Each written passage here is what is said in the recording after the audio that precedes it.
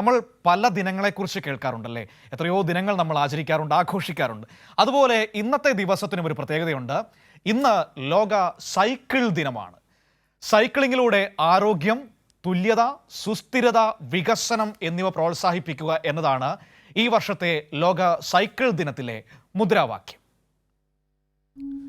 2018 മുതലാണ് ഐക്യരാഷ്ട്രസഭ ലോക സൈക്കിൾ ദിനം ആചരിക്കാൻ തുടങ്ങിയത്.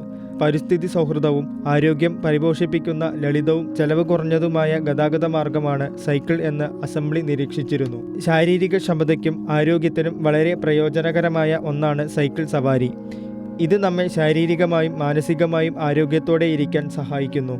ശാരീരിക പ്രവർത്തനങ്ങൾ വർദ്ധിപ്പിക്കുക, ക്യാൻസർ, പ്രമേഹം തുടങ്ങിയ സാംക്രമികേതര രോഗങ്ങൾ കുറയ്ക്കുക, വായു, ശബ്ദമലിനീകരണം എന്നിവ കുറയ്ക്കുക ഉൾപ്പെടെ ആരോഗ്യത്തിനും പരിസ്ഥിതിക്കും അതിൻ്റെ അസംഖ്യം നേട്ടങ്ങളായി വേൾഡ് ഹെൽത്ത് ഓർഗനൈസേഷൻ സൈക്ലിങ്ങിനെ സജീവമായി പ്രോത്സാഹിപ്പിക്കുന്നു. ഒട്ടുമിക്ക ആളുകളുടെയും ജീവിതത്തിലെ ആദ്യത്തെ വാഹനം എന്നത് സൈക്കിൾ തന്നെയാകും.